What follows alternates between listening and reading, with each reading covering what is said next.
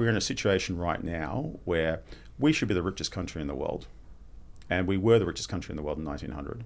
So we discovered gold in Ballarat in like 1853 or something or other. That led to a gigantic gold rush through the late 1800s in this country. We are a huge producer of natural resources, so sheep and beef and grain and so forth. And you can just walk around Melbourne and look at the buildings, right? In 1900, Melbourne was the richest city in the world. Full stop. The second richest city in the world was Buenos Aires. Now, the two countries of Australia and Argentina took very different paths from 1900 onwards. Argentina went down the path of socialism, right, and ended up in a complete disastrous situation. I have an office in Buenos Aires, and, so I know very much what goes on in that country. And it's recently corrected itself with Malay, and in fact, I think for the first time in many, many, many years, they've actually had a month where there's no food inflation. But normally the inflation is completely and utterly out of control, and you've got to adjust wages every month and this at the other, and it's a very destabilizing place to live and so forth.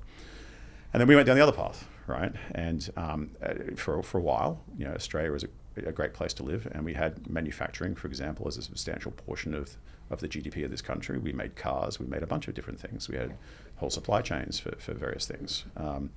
And then we just went into this path of just easy, relentless growth, where it was just, house prices drifting up and shipping iron ore and coal and gas and gold overseas. You would think a country with 1,200 years of coal supply would be an energy superpower.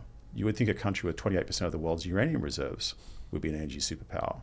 You would think a country with 20% of the world's gas exports, sometimes number one in the world for gas exports, sometimes number two in the world for gas exports, would be an energy superpower.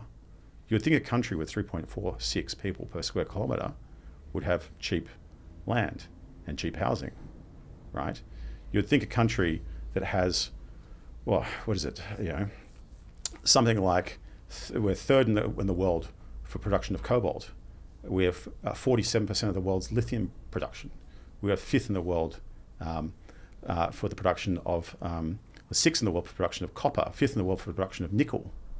You'd think we'd be an energy and electronic and mechanical engineering superpower. We control 56% of the world's iron ore exports.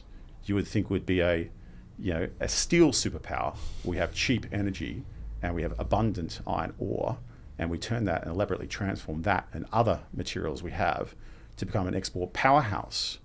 We should be the richest country in the world. Full stop. We have everything, right? But instead, we have the greatest erosion of wealth in the developed world, right? We have a cost of living crisis that is the mother of all cost of living crises. We have house pricing that is astronomically expensive. It doesn't make any sense anywhere around the world. A terrace house in Woollahra is the same price as a cruise ship. It's literally a 2025 model 160-foot cruise ship or an $18 million terrace in Woollahra.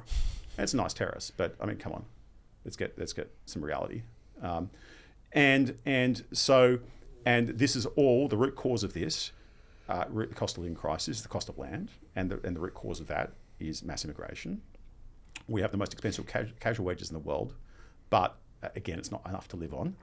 But that's caused because people need somewhere to live. And then we have an energy crisis because we stupidly are going down this path of, what about the environment, this, that, the other, we can't burn coal, etc. No, we're burning the coal. Every single thing we're digging out of the ground is being burnt. It's just being burnt by China or it's being burnt by Japan, right? It's all being shipped overseas and burnt. We're deluding ourselves that we think we're doing anything by not burning it here. Completely deluding ourselves. The gas we send overseas, in many cases, is being re-exported. We send it to Japan, they won't sell it, right? And now we're actually going to import gas in the Eastern Seaboard, which is ludicrous because we don't have a gas reservation scheme, right? So we have a cost of living crisis caused by input costs such as land and wages, which comes back to land. We have an energy crisis through very poor energy policy, where we'll export all the raw materials to build renewable generators, which are energy negative on the energy that's consumed to get the materials out of the ground, which ship back to us are unreliable, which we can't, and as a result of such, we can't run a reliable manufacturing industry in this country. Manufacturing as a percentage of gross value add is 5.39%, which is on par with Botswana, where you go see cheetahs. It's on par with Liechtenstein, which is a financial haven. It has dropped from about 15, 16, 17, 18, 19% to 5%. It's about one third what of the average is for the OECD. We literally, this country is going to hell in a handbasket.